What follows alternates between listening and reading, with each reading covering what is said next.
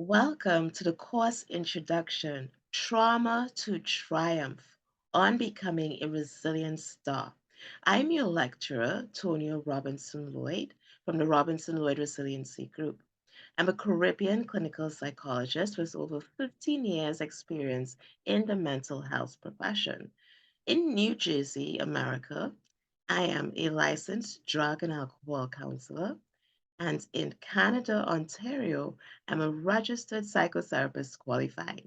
I can't wait to tell you more about this course, all of the things that you have to learn, but I want to make this short. So let's see if I could keep 5 minutes, right? So sit tight and let's learn a bit more as we hop into the actual course.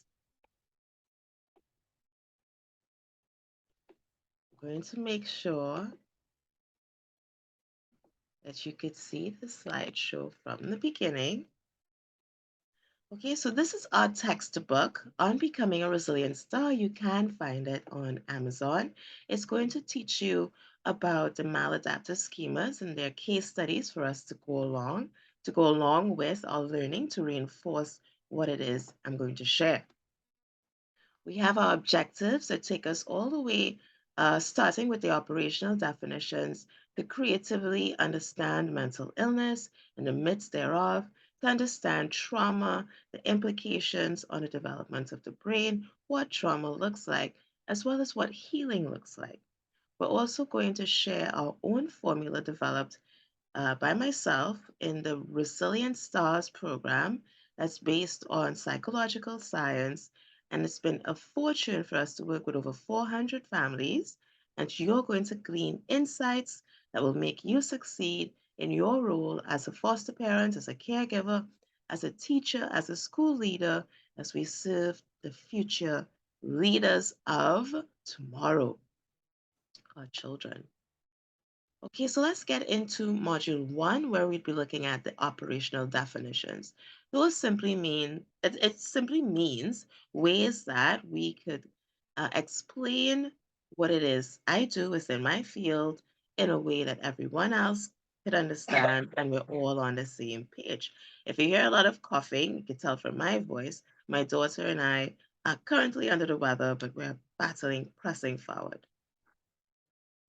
Okay, mental illness. Again, I said we're going to talk about the myths about it. There are two core myths that we're covering in the book. We're covering today as well.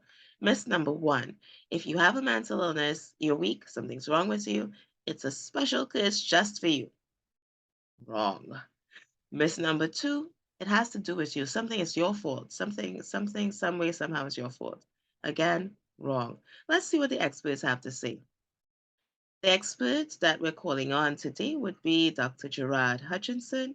You will have links to all of his articles. He's hundreds of publications within the international arena, specifically focusing on suicidality and mental health. Again, links would be left so that you could read all about him.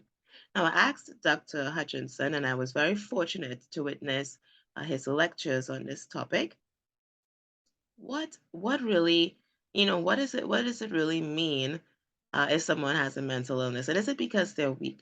The straightforward answer is no, it has nothing to do with weakness. It could happen to absolutely anyone. Anyone could be vulnerable throughout the course of their lives to having a mental illness. And it operates on a continuum or a spectrum from health to illness. So again, it could happen to anyone. It's nothing to do with weakness. Next, we're going to get into the definition of a mental disorder. Stay tuned. I'm going to record that on our next video that's going to be coming up soon as we release 3 videos absolutely free to the public to whet your appetites about this course.